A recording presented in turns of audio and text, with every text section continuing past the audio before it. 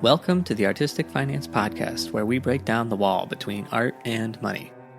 If you're here looking for how to be an artist and financially sustain a career, you're in the right place. Keep listening and join us as we learn about artists and how they make money work for them. Hello everyone, this is your host, Ethan Steimel, here for episode 20. Thank you for being here.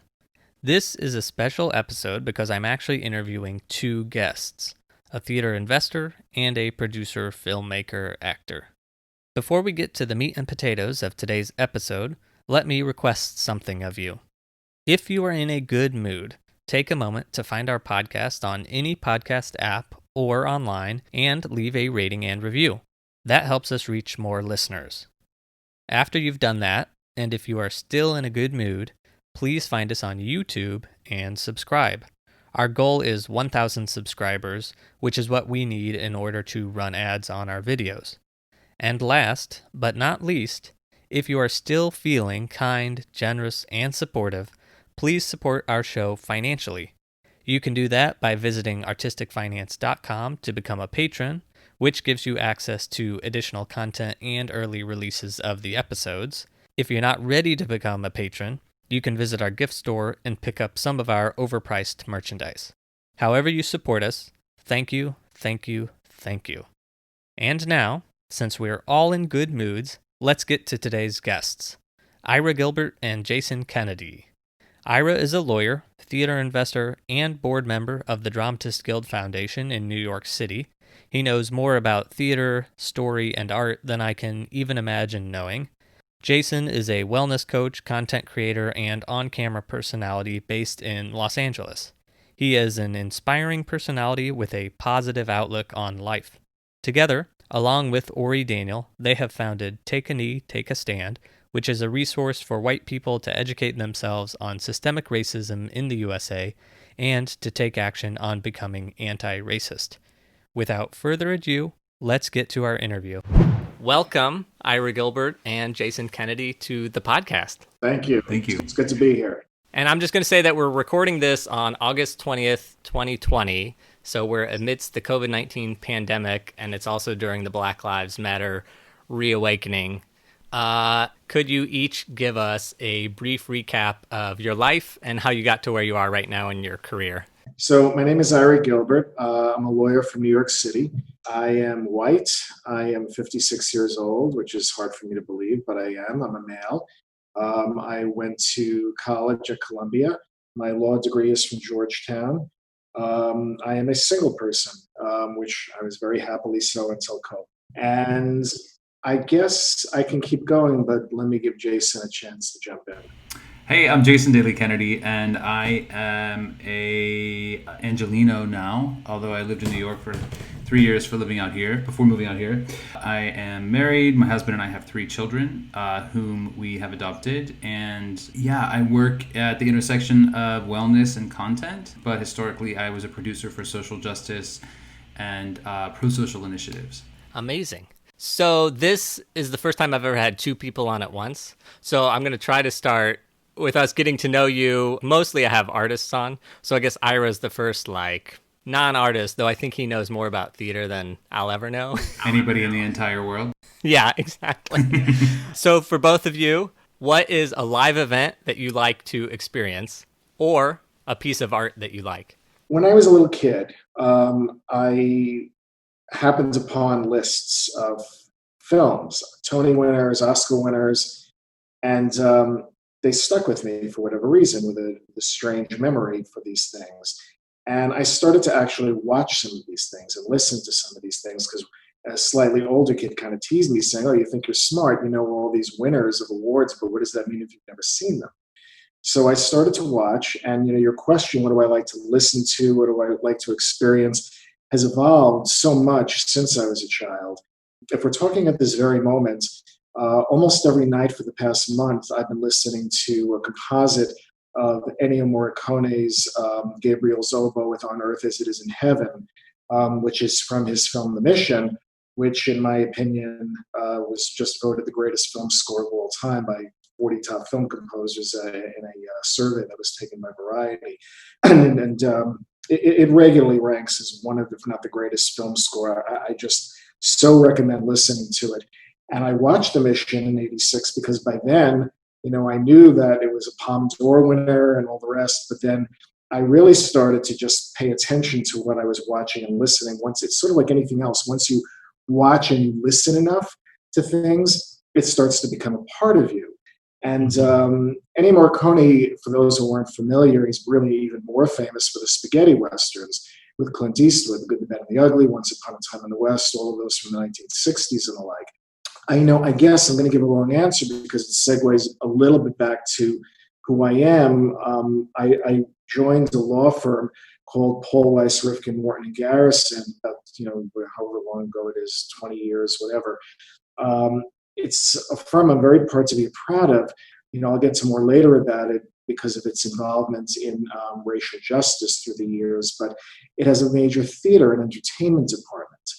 Through that theater and entertainment department, I just was given the opportunity to get not only to invest in the theater, but to watch more theater, not just as a typical audience member, but as someone who's gotten to know people in the theater world. So when you ask the question, what do I like to watch? I like to watch film, I like to watch ballet and opera and classical music, but more than anything, I like to watch theater. I like to be in an audience and experience the excitement of a wonderful show. If I'm lucky enough to be at an opening night, I was recently at the opening night of Hadestown a year ago, and I started to cry, not because the show was, that type of show, but because it was just so brilliant. It was just such a work of art. I said to myself, like Hamilton and a few others, Matilda, I said, I'm going to be, this is going to be something that's in the canon in 100 years from now. Of course, that was pre-COVID, and who knows what things will look like in 100 years from now with theater and everything else. So that's sort of a long-winded way of just trying to say, I love theater, I love great theater, and I come to it through, in part, my firm, and in part, my upbringing. Okay, before Jason answers, I'm just curious if, I don't know why you would leave New York, but if you were living somewhere else, let's say New Orleans, do you think that theater would still be your favorite thing to go do? That's a really good question. The answer is it depends. Like New Orleans, I've been to New Orleans and it's a great town for crawfish and to go down Bourbon Street and have a drink. There's not much theater there. I pride myself on really being a quintessential New Yorker. Other than 3 years of law school, I've been here my entire life, and I'm lucky enough to travel a lot. Until recently, we're not allowed anymore with good reason. But I always just can't wait to come back, as wonderful as everywhere else is. London, I feel like, is New York's sister city because of the theater scene, but I don't think of it that way. And it's funny you ask it, Ethan, because I've never thought about leaving New York since I came back. During the pandemic, I have for the very first time. To LA. For LA, sure. I would leave the United States if I could at this point, to tell you the truth. Amen, brother. I think we all would. Ireland and New Zealand are the places for citizenship now for countries that speak English. At the end of the day, I honestly would just live somewhere else for that place. And I would just travel to New York 2 or 3 times a year for the theater. I would just see 2 shows a day, every day for a week. But I see 100 shows a year on average, so I would just have to cut a lot out. Amazing. All right, Jason, what's a live event you like or a piece of art you like? I have to say I love immersive experiences, really. I've produced those. Ira introduced me to his very good long-term friend, Harry Belafonte, and I produced a social justice music and arts festival with Harry for his charitable organization back in 2016. When we were working to get out the vote, that didn't work out so well in 2016, but we were also, there was a very huge social justice component, and so we worked with organizations like Color of Change and Black Lives Matter and different on-the-ground organizations, Anti-Recidivism Coalition, all of these organizations that were there to kind of promote this idea that we can live in a more just world, but it requires a lot of work. I love things like that. That event needed a lot more love than it got and deserved a lot more love than it got from some of the other producers who were involved. I won't mention any names on this podcast, but call me afterwards. Okay. But what I will say is that I love when you can be wrapped around and surrounded by all of the elements that are at play, and there's something that drives home a message. So I love theater. My kids love theater. I have 4, 6, and 7-year-old who I have watching Hamilton for the 400th time again on Disney Plus, because they're just, they love it. They're singing, not giving away my shot all the time. And it's an amazing experience. But I really do think that if there's something that can always drive home a message, that's my jam. And I love to create that. I was an actor. I guess I still am. I still have an agent. But I like being part of that whole production too. I've been a director. I've directed commercials and been a producer, like I said. So I love everything coming together. It's both visually stunning and soulfully rewarding. Yeah, awesome. This Sankofa event that Harry and Jason and a few others produced, I understand why you said what you said, Jason, from a production perspective and difficulties politically actually getting it set up and the like. But as an audience member myself, I thought it was spectacular. People like Carlos Santana and John Legend and Dave Matthews and Harry himself performed. And I just want to say I thought you did an amazing job. Thank you. I mean, the performances were incredible. And it was Harry's last performance. That's right. And it was an incredible show. So I'm grateful to have been part of that. Amazing. All right, so that's your creative personalities a bit. Now your financial personalities. Are you bad or good with money? And growing up, did you have good financial examples? I was very fortunate growing up. My father, who passed away about 13 years ago now, was a doctor, back when doctors made a lot of money. Being a nice Jewish boy himself, he was careful. He was lucky enough through his father, my grandfather, to know a guy named Joe Hirshhorn of the Hirshhorn Museum and the Smithsonian Institute. And he would advise on what to do. And it was always, be careful, be a bull, be a bear, don't be a hog. My best friend Frank's father used to say that also. The examples were good. And I am careful with money. I diversify quite a bit. Being a theater investor, some would say I'm not so careful with money because it's not, a great investment, historically speaking. But I think of theater investing as not a money question in an odd way, Ethan. Mm-hmm. I think of that as a passion to be a small part of the theater that way and just helping shows get on, and most get on and then fold. Yeah. But like I said in the prior answer, it's a thrill when it succeeds, especially if it's really good. So yes, lucky, careful, and I recommend to anybody listening to it, invest with people whom you trust. That's really cool. I have seen Ira's, investing in people that he trusts in it, and it's an amazing joy that he gets and gives. So that's really inspiring, and I'd love to be able to do that someday. That's not today for me, really. I mean, I do as much as I can. I actually love this question, Ethan, especially because the intersection of creativity and finance is a really tricky one for a lot of people, a lot of my peers and a lot of people that I've come up with, and myself included. I historically was not great with money, and I have to work really hard and consistently to be good with money. And that's my journey, right? And I came up in a household that my father came from more money than my mother did, and it was interesting to see those two types of backgrounds, and it really informed me. But my parents always were really amazing at providing for us, even if it meant that they didn't get, at certain times. So I come from like a real worker bee background, I think, but also one that really appreciated the value not only of family but of the arts and of activism. And so I really just find that question really fascinating. Talking about theater not being a good investment necessarily, or not a safe one. Like, people knew Hamilton was going to Broadway, and it seemed like it was going to be an amazing success, and it was. Even putting money into it, still, you risk it never coming back. Like, even if it did really well, it could have folded after 3 months. But that's like your best case scenario. But that's absolutely true, and you are picking the best case scenario, Jason's and my mutual dear friend Stephen Schwartz, as in Pippin, Godspell, Wicked, Disney, etc. He came back from a reading of Hamilton, and I happened to be having dinner with him that night. He said, "I just saw the most amazing reading. Get in." And couldn't, because Lynn, who I'm on a board with, the Dramatist Guild Foundation for Theater, he was very loyal to everyone who invested in The Heights, which was very good of him. Most people look at it that way, and everybody knew this was a masterpiece, and so I couldn't. But other shows, sometimes I make a decision to invest, as a lot of people do, based upon how it did in London, how it did off-Broadway. And that does not mean, I've learned the hard way, losing a lot of money through the years, that it will translate into success on Broadway. I remember The Mountaintop won the Olivier, and I was dumb enough not to read it. Usually I asked to read or listen, and I was like, oh, but it won the Olivier. It's, it's about Dr. King.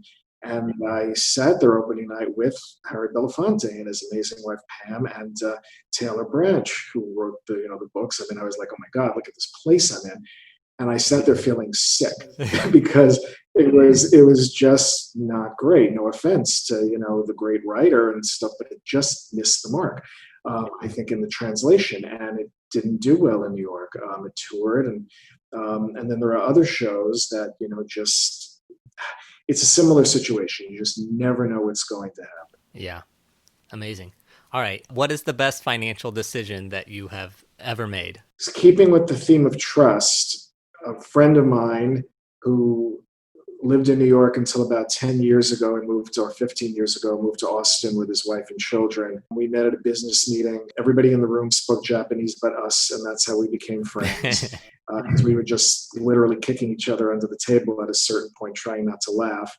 He eventually left that firm and he started his own company, his own hedge fund. He is a very honest guy. He's a very hardworking guy. And I have made a lot of money through him because of just knowing who he is. It's about him. And interestingly, at the beginning of COVID, for the first time since I invested with him about a decade ago or whatever it is, and I guess I should say the name of the company because I do think he likes a shout out. It's called Elbaron. And it's been written up as like one of the top 5 small hedge funds in America and all of that. For the first time, it actually lost a decent amount of money. And, I was like, well, it should have, right? I mean, and it's coming back already, but that was the best investment I ever. Amazing. Jason, top that. The best financial decision was applying for the PPP. No, I don't know. I don't think I've made it yet. Like I said earlier, though, my ongoing financial decision is paying attention. The best advice I've had is to pay attention every day a little bit as to what's going on, no matter if there's $6 or 6 figures in your bank accounts. It's really been the thing that keeps more of the big money in there, I think. But it also keeps the sanity around too. And that's been the best advice I've ever given, is just doing a little bit every day to make sure that you know where everything is. Yeah. I feel like that's a message on this podcast that I'm saying to people. It's like finances aren't complicated, but you have to focus on them. It's like the gym. It's like you're not, or working out in any way, shape, or form. You're not going to have an opportunity to get what you want. It's fitness, right? It's financial fitness. It's physical fitness. It's very similar. Yeah. Amazing. Okay. What is the worst financial decision you've ever made? Oh, I've made many shows in which I've put a decent or a lot of money into have completely returned 0% of my investment. I'd be naming a number right now. So just certain theatrical investments, which is not to discourage any listeners, because sometimes I did it because I knew the producer and I'm like, okay, I want to help with whatever happens. Sometimes, like with the Mountaintop example, I didn't read it. So like Jason said, pay attention. If you're going to invest in theater, look at who the producers are, have a lawyer take a look at the paperwork because it is not all the same, and really try and get to know the show. Even, go to a rehearsal. Most of the shows do invite investors to a dress rehearsal, so it's too late. But, you have the conversation and you just say, can I, get more information? So whenever I didn't do that, I often lost a lot of money. Okay, wait. Before Jason answers, I'm just curious, if you have a ballpark figure here, how many shows have you invested in and how many were failures? Say you've invested in 100, were 10 complete losses or 90? With real numbers, I think I've invested in around 30. 3 or 4 have been phenomenal. Another 10 have made back their money, more or less. They've broken even or made a little bit. Uh-huh. I'd say I've lost every penny on about 10. A third. I think I've lost every penny on about a third of them.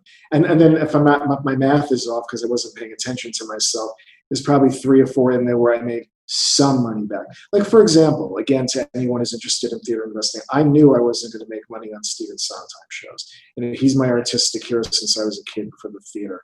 And when the opportunities came to invest in, Company and Sweeney Todd, I said, I don't care. Sondheim shows almost never make money.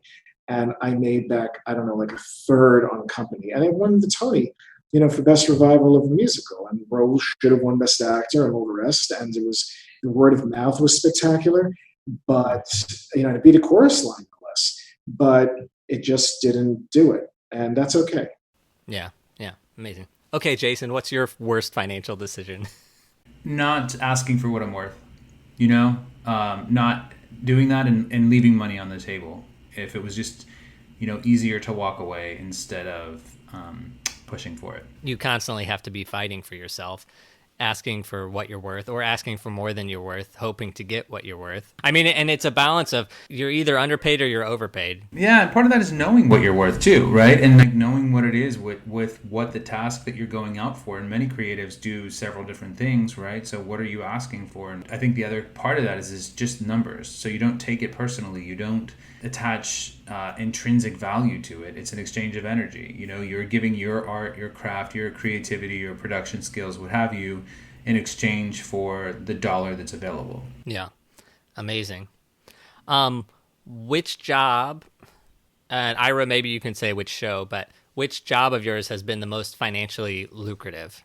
And would you do it again? Would you do that job again? Or my current job at Paul Weiss is my most lucrative, and I've been there a long time, and I would do it again in a minute. It's a really wonderful place that defies big lost stereotypes in many ways. In terms of shows, Hadestown was on its way until the pandemic hit. I was lucky enough to invest in Hairspray and Book of Mormon, but the numbers I put in were small. Not enough. So I guess those would be, there are others. Beautiful Tour. And when you invest in a tour, for listeners who are thinking of that, be aware that you're going to have to pay taxes of like $5 or $1. I'm not kidding, in like 20 different states. And it's, if you're paying your accountant, that's a lot. If you're doing it yourself, it's a lot. So I don't know. You have to really consider. Yeah. Okay, and Jason, before you say, a follow-up question from a previous question, which was, Ira, you said make sure your lawyer reads the documents for the show you're going to invest in. You are a lawyer, but do you have a different lawyer go over those documents? Yes, a friend of mine who is a specific entertainment lawyer. Without getting into it, lawyers, at least in New York, are almost all hyper-specialized. I practice real estate, and within real estate for the last however many years it's been, because I started doing commercial real estate, but I focused on residential real estate. So I know nothing about entertainment contracts, especially since someone else looks. Amazing. Okay, Jason, what job of yours has been the most financially lucrative? Before we get to that, and I don't know if you can talk about this or not, Ira, but Ira has a story of talking to a certain person who sits in a certain office right now as an attorney, and it's one of my favorite stories about that person. I don't see why I can't. I can always cut it out later. It's going to agitate me. Should we save it for the end, Jason? I'm happy to tell it. We'll save it. We'll save it. Yeah, it will change my mood drastically. I tell this story all the time. Yeah, because it does tie into what we're doing. Okay, so we need to keep you in a good mood until the end. And then, okay, I took a note, so I'll remember. Jason will remember. Yeah. My most lucrative, honestly, financially lucrative projects that I've done so far, the most financially lucrative ones have been the ones that were not necessarily related to what my passion is, but that's just evolving. You know what I mean? There are times where I've taken on a project that brings in money that I just need to bring in. I'm not a prostitute, just to clarify that point. I'm not knocking it, by the way, either. No, never. I just think that ship has sailed, and so I think part of it is just if there's something that comes along, I'm going to take the money. But the thing is, and I think if there's actors that listen to this in particular, the advice part of that, with a little bit of 20 years of experiencing that, is to not go down that path this will be the thing that maybe will fix me, because you're not broken, A, and B, keep your passion there. I have a friend who worked for an ad agency who kept getting offers for promotions, but she wanted to be an administrative assistant because she wanted to just focus on her writing career, and she kept saying no to all these promotions, and finally it paid off, and she's now a multi-Emmy winning writer, for television. So I think that's a key part of balancing out the earning and the doing. Almost every artist that I've had on, the most financially lucrative has not been like their passion per se. That's a trend. I think one or two it has been. And it can be. It just, like the other thing is that it doesn't have to be that way all the time either. Exactly. Okay. If money wasn't an issue, what would your career goal be or your life's goal be? If I were to leave my firm tomorrow, I would try and be a director of theater when it returns in a year or two. Really? Have you directed before? I don't know your whole life story. I've edited a lot of scripts on the down low. And books for that matter, and I just like doing it for friends and just people in that world, and as well as a couple of novels and the like. And I said it before. It's like, how does somebody become a math teacher? She goes to school and she studies, and there's that book which I never read that says 10,000 hours. You become an expert. Anyone becomes an expert in anything, and I have seen a couple of thousand shows, and I focus on it. I care about it, and I think. I know at this point, it's and not because, of anything innate about me, it's because of experience and passion. Those two combined is a respect for it. And when I walk in now, I'm like, well, I would do this different. I would do that different. It's just a different way of looking at things once you've seen enough. This is embarrassing, but I'll say it. I've seen 7,000 movies. Right. And it is embarrassing because it means I have no life. Right. But because how does one see 7,000? But I'm just going to say I don't sleep. He doesn't sleep. That's how. He has a life. I don't sleep that much, which is too bad. So I feel like, or film director, I know things now that I didn't, years ago, just because of being involved that way as a viewer. But you become a solo participant in some ways. Right. Think about things you love. You're in a concert and you hear the wrong note and you know it. Amazing. Okay, Jason, if money wasn't an issue, what would your life's goal be? Be in the movies that Ira directs. You're hired. Good. Done. So, Paul Weiss, I have some news for you. I've been on camera and behind camera and a director and a producer and all that stuff for a long time. Really what I love doing and consistently have loved doing is this concept of hosting and bringing a large audience to a small slice of life, and doing that with the intended impact of moving the needle of change. So creating and hosting shows where I get into in-depth conversations with folks to promote anything from anti-racism to fighting poverty to overcoming addictions, and more personal things too. One of the things I love about Jason is that the question itself assumes something that's normal and natural for 90-something% of people. I'm certainly among that 90-something%, which is the money matters. And to Jason, yeah, he has to eat, but the money doesn't matter. It is really about the passion projects. There have been so many things through the years, Jason, where someone comes to me with an idea and I call you up and ask for advice. And before I know it, literally you are running the show, like the brewery, right? I'm going to mention the brewery very, very quickly. A couple of friends were in my apartment in 17 or 18. It was basically to start a brewery in Provincetown. And it was going to be politically motivated and to donate a certain percentage of the proceeds to Democratic candidates running for the House and the Senate. And it was called Flip the House. I was with these people and I was like, I bet Jason might give us, some of his time. He always does. And he'll just have some ideas. And at the end of the day, Jason was one of the 3 or 4 co-producers of the whole thing. It was like, do this, do that, do this. And knock wood, it's doing really great and is giving a lot of money to the Democrats. It's wonderful. Chris Hartley is the founder of it in Provincetown, Massachusetts. Oh, amazing. Good work, Jason. And Ira. Yeah, Ira's a great connector of that too. I just have ideas. I think I am very much an idea guy. If Ira's constantly thinking about it from the director perspective too, I'm kind of thinking of what's the idea here? How do we get people on board kind of thing? Amazing. Okay. What financial advice would you give yourself back when you started your career, or would you give somebody else that's going to start on a similar career? Just say, save money. Don't be a nun or a monk. Enjoy yourself, but realize that someday a pandemic can come. And I don't mean that tongue in cheek. I really don't, because it's something I never in a million years anticipated, despite having seen Bill Gates' TED Talk a few years ago and understanding that it's possible, but never emotionally realizing that it could happen. And I'm being literal about the pandemic, but there are so many other things, and as I say, work with people who you trust. And, I would also say, even though it costs money to have a financial advisor, if you get a financial advisor, it costs you some money. It's by percentage, with fees, however many transactions you do. But to me, it's worth it. My family's from Morgan Stanley, great guy. His father was my father's financial advisor.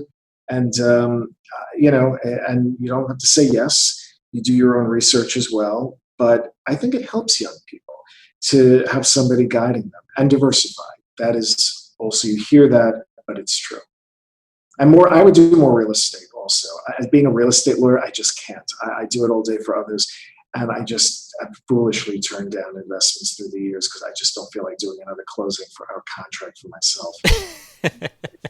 Yeah, real estate is one of those things that always pops in. When you get to diversifying or long-term wealth or something, real estate always pops in. We recently started getting into real estate, and I agree that's one of those things where, and it's not about like buying the flipper either. It's about buying the income property. I think that's one of the things that, and I have a financial advisor. I agree with that too. I think the other thing is like what I said is it's about being present. It's about being aware of what's going on, not only financially, but like with what's going on in the world around you, so that like if a pandemic pops up, you're not just caught off guard. Like we should know these things, right? And paying attention to these things. And like you said, you watched that documentary and you kind of like didn't think about it, but we moved so much. And one thing that COVID has taught us, hopefully, that we'll retain is to like slow down, collectively. Amazing. I don't know if you guys will have an answer to this. What can we do to educate other artists, other people about the importance of paying attention to their own finances? I want to just speak to artists on that, even though I'm not one, but I'm peripherally involved in the theater world. And I just have such admiration for people who go into the arts, any kind of the arts, painting and dance and singing and all the rest, because there's no straight and narrow path to that. It's a true risk. And the reason I'm starting my answer by saying that is that if you're brave enough to begin with, to be one of those people who follows one's passion and takes the true risk, then I would say, know that you're a brave soul. Know that you're willing to do that. And since you have faith in yourself, you have to learn, as we all do in all our professions, but since you have faith in yourself starting out, have faith enough to know that you are of value, that you are unique. We're all unique, but that's what the most successful people, and particularly actors and the like, bring their certain, whatever the right word is, their personalities, but that's not the word I'm looking for, their essences. The humanity, as Harry would say, to who they are. So it's not easy to say to the producer or whomever is, whoever you're trying to get a job from, but say, you know what, I could have gone to business school or law school or become a teacher or whatever, but I'm here. I'm in this room. I want to make it as a designer or whatever, and know that you are worth something. Do not let yourself be underpaid. Ask for it. Most people, in my experience, will actually respect that, and all they can do is say no. So I would just say know your value.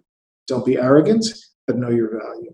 And part two, very quickly, just educate yourself. Just because you're an artist, it doesn't mean you don't have to know how the market works.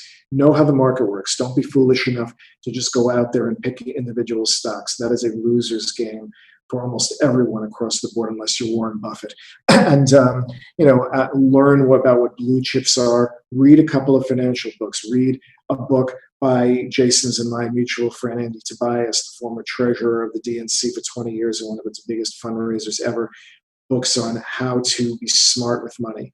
And they're fun to read, believe it or not. If you read them by Andy, I'm sure others are good too. And it doesn't take long, and it will hold you in good stead. especially as a young person.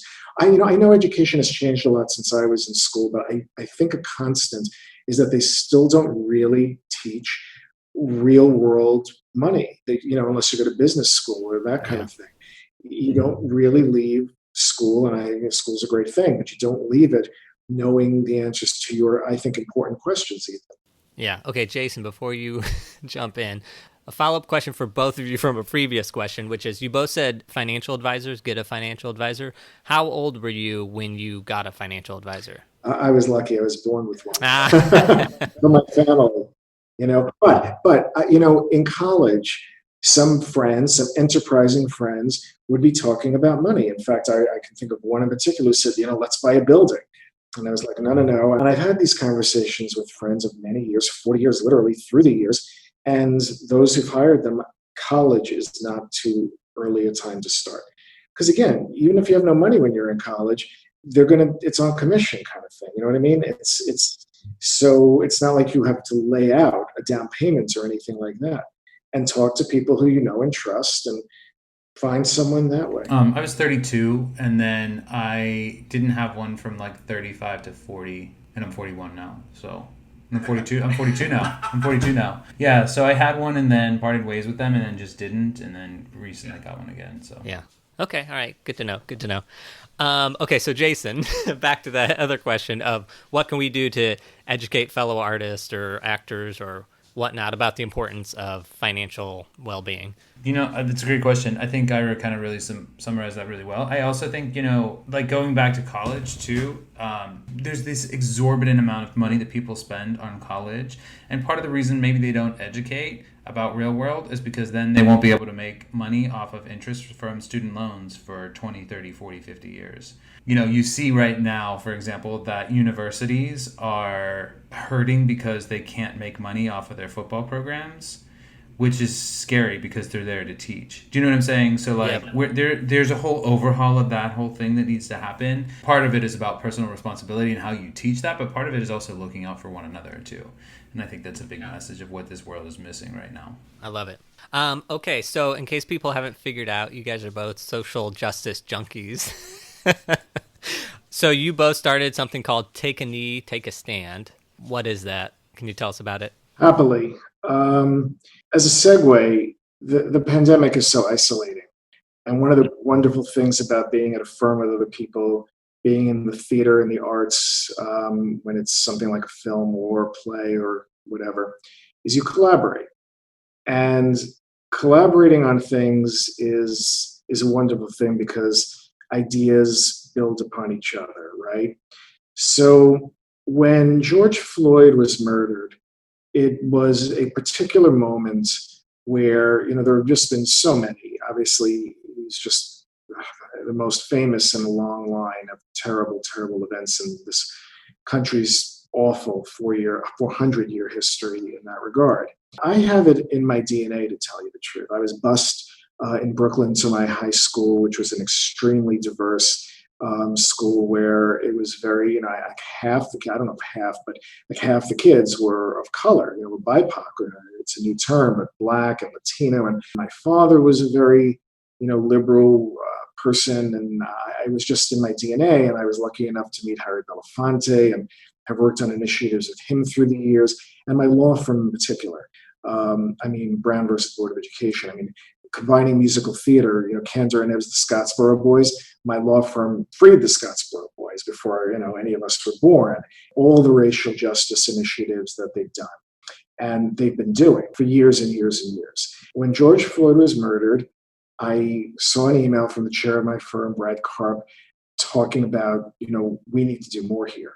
I just started thinking. And a few years ago, when Harry got the Robert Kennedy Award, Colin Kaepernick was at the table, and it popped into my head. I said, what can we do as a collective? This is, I'm 56 years old, I've seen this my entire life. It has been in my DNA since I was a little kid.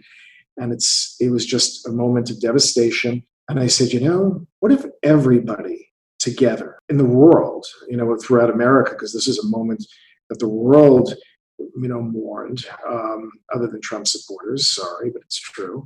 And I had the idea that I thought was a good idea to say, what if we can collectively get everybody to take a knee? I'm old enough to remember the Hands Across America initiative in the 1980s to raise money for, I don't remember what, was for people in every single state to hold hands at a given moment. And so what I did in the spirit of collaboration is I wrote up a little something and I sent it to my address book.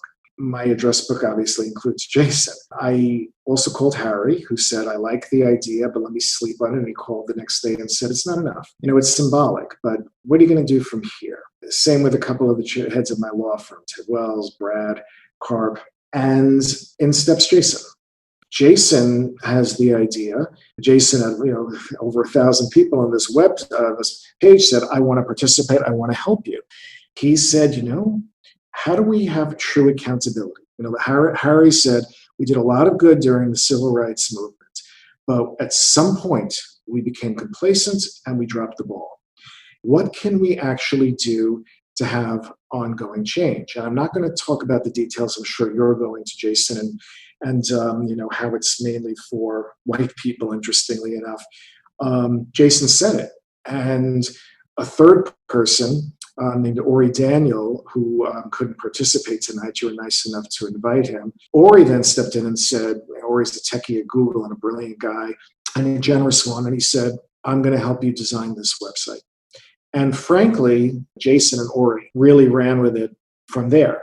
And I don't want to leave anyone out, but we had many other friends donating their time, their valuable time for free. And I just don't want to start naming people because I'm going to forget too many people, but Suzanne and Jolene, Carol and Dorothy Turan, the producer, and blah, blah, blah. There were just so many. And I'm going to stop because I think that really is where you come in, Jason, in terms of developing what the site truly needs to be and what we're trying to make it.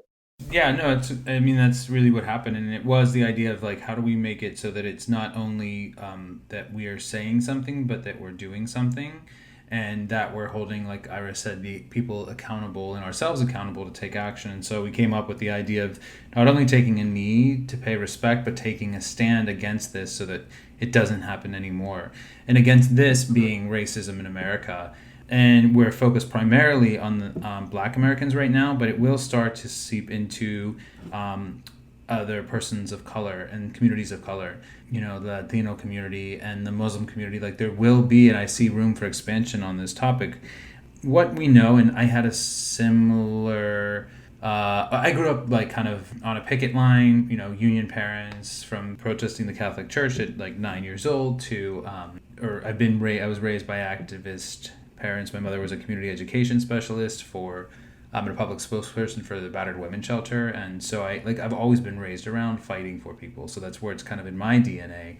And I also realized that part of the problem is people were saying it or not. They were under the impression that I'm not racist, right? And that's what we've come to learn is the gateway into, yes, but you are because you said that. And if you're not living an actively anti-racist life, then you are somebody who is living in racism. It's kind of a black or white way to look at it, right? And so it was well, how do we create a space where we can get more white people to take actions to be living a life of more active anti-racism? First of all, you have to educate yourself. So the site has a learn section.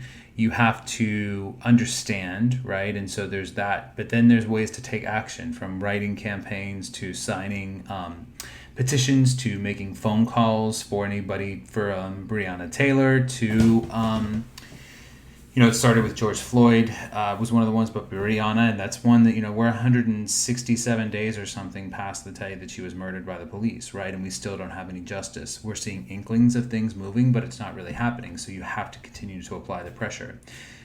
So there's learning, there's acting, there's supporting. So how do you support Black, there's a gateway to support Black-owned businesses, to donate to bail and legal funds, and to donate to these organizations that are at the front line of the movement. Voting is a very key part of this too, particularly this year. Not only to get the current person who sits in the White House out of there, but also to get down ballot initiatives so we get more people who are progressive that will not allow I think the clinical term is bullshit that's been happening in this country for the past 400 plus years to continue to happen. Finally, there's a focus section too, which would be great, which may be of interest to your audience. So I'm a parent, so we have a section for parents. We have a section for theater. We have a theater.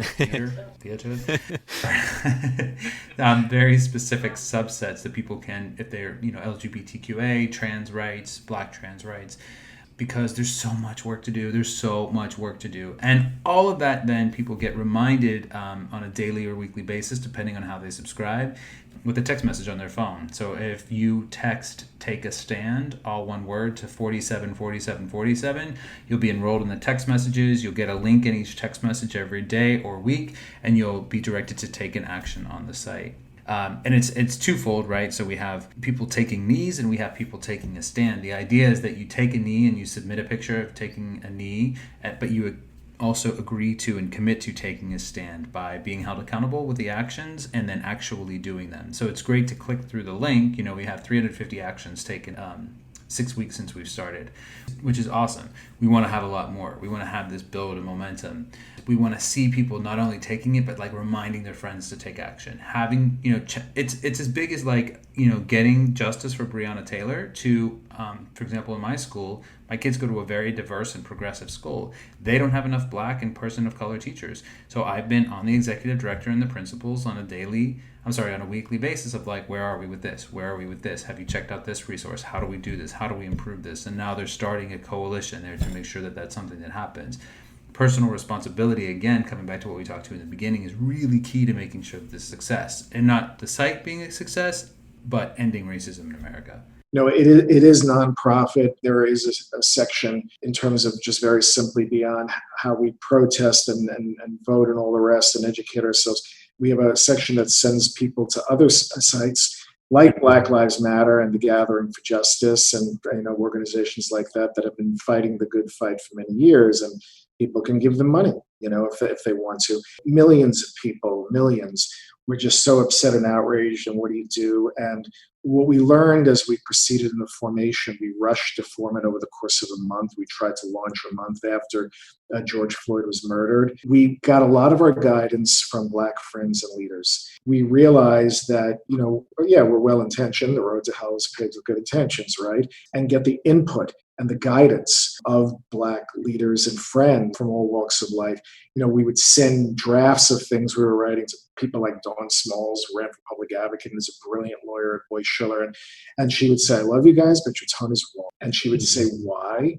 And we would listen. And then, maybe someone else would say it's okay and whatever. And we just went on from there. And we researched through the internet, which is not the best, but it's what we had, to try and listen to what Black people and people of color in general were saying that they wanted, that they needed at this point in time. So, as Jason said, education is so important. For me, it always goes back to the theater, right? And South Pacific, and it got its Pulitzer Prize because of the line, "You've got to be carefully taught to hate and fear," the song about prejudice. So part of the education section is everything Jason said, plus hoping that people who log on to the site will teach their children to love and to not be afraid and the like, and that, people are the same, but at the same time, the challenge that we face to figure out is and different, right?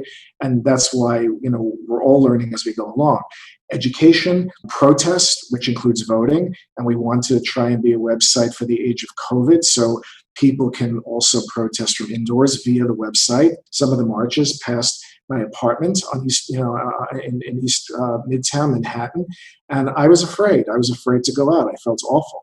The idea of being able to log on and to access the site and to try and do something, was kind of empowering. And the last thing that they asked for as a general rule, consensus seemed to be from our research, is to donate. And I'm not talking about necessarily reparations. That's its own discussion.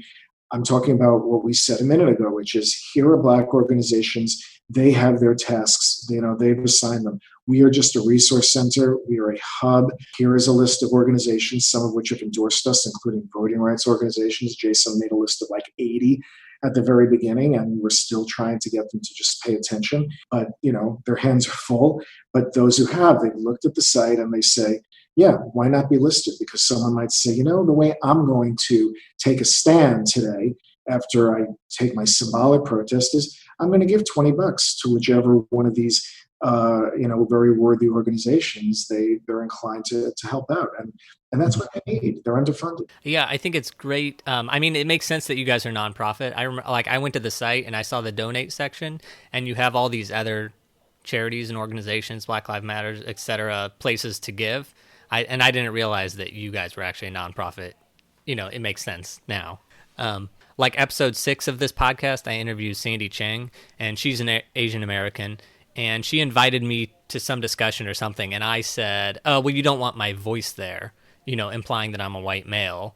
And she said, "Oh, no, you're allowed to talk. You just have to educate yourself." That's what your site to me is for. It's for educating ourselves. It's a safe space. There's every single resource available because everything helps. We're all learning, and we have to learn. And I will even further that it's actually the white person's responsibility to end racism. That's what's been voiced to us as well from people that we know and from what we've been reading. It's like we can't put this on communities that have been, the word I'm looking for is compromised, that communities that have been forgotten or purposefully marginalized for centuries. This is the work that we do. It's important that white people do it. It's also important that everybody in the nation has to do it. We all have to get there together. And of course, whites are the majority, so they should have majority of the problem solving, or the onus is on them. That's right. And to Jason's point, and to your point as well, the first quote on the front page of our website is from Dwayne Reed, not the drugstore guy, who said, and I'm just going to read it: "White supremacy won't die until white people see it as a white issue they need to solve rather than a black issue they empathize with." That is such an important quote. It's one thing to say, I'm going to go to Washington or New York and I'm going to march, and then you're done. You pat yourself on the back. I'm on the right side, right? What does that ultimately do? It does a little something, but if it's not consistent, and if there isn't, as Jason said, the accountability to ourselves and to our friends, and to continue the discussion, and as Harry said, we just have to be vigilant and just keep this something that's in our daily, if not daily, weekly lives all the time, because it's something, we don't pretend to know more than anybody else, but we do know that we're doing our best to keep reading and educating and populating that website virtually every day with things that are coming from usually Black leaders and writers, etc., from around the nation. Yeah, I think it's a good website. There's so much to do, and we can't. I easily get overwhelmed with how much progress needs to be made, but I think go to the website and just pick one thing, or like the daily action step or the weekly action step or monthly even. It's all about just small, consistent action. Then the thing about daily is it's not about donating every day. It's about the reason we build it the way we build it is so you have a well-rounded approach, because it will take, similar to what I was saying in the beginning, at least in my experience, it's I get a better workout when I do a little bit every day, financially, physically, anti-racism, you know what I mean? So there's something that we can do every day. And Jane Elliott, when asked about why we didn't learn about this, she says that we didn't get an education, we got an indoctrination into what white supremacy is. And so if you think about it in terms of the learning and the education aspects, it's I would much rather learn what was stolen from my memory, right? Or stolen from my teaching, right? Because there are so many things from Tulsa to Wilmington to real deal civil rights fights, right? That we never learned about in school. And that it's time, So there are resources out there that you can learn about the history, but also just learn about what the impacts of those misgivings have been. That daily reminder, it's so good. When I see it every day, no matter how busy I am, there it is on the phone. And it's because I wasn't thinking about the site. I wasn't thinking about any of this. And that little reminder that comes in the afternoon, it's that is part of life as well. The educating of me, I'll call myself an average white guy. I was raised the opposite of you guys. Did not come from a progressive family. I grew up in Missouri, all white, very white. Racism, okay, I learned about Martin Luther King Jr., but he wasn't painted in a wonderful light. And, I learned about slavery, okay, but that was sort of it.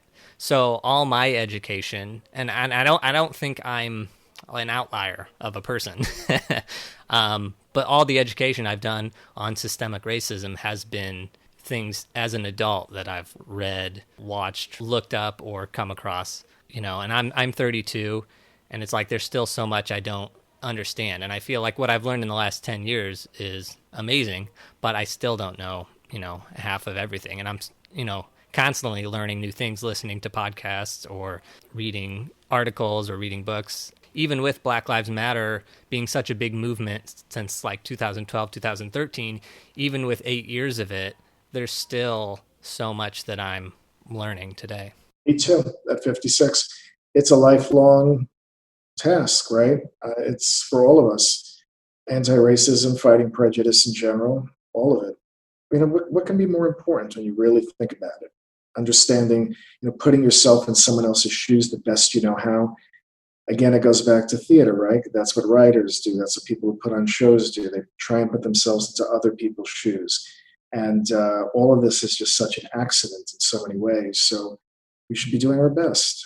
Okay, so anything else about Take a Knee, Take a Stand, other than people should go to the website and get involved, get a daily reminder? Yeah, you can go to the website and sign up. It's takeakneetakeastand.today. You can also text Take a Stand to 474747. That's 474747 to get enrolled right away. And I'll put a link, artisticfinance.com. I'll put a link for this episode. In the back of, not even in the back, in the middle of my mind somewhere, I still hope that on the anniversary on May 25th of 2021, maybe thousands and thousands, if not more people, all do together on that date in honor of his memory and the memory of so many who've been murdered through the decades and the centuries.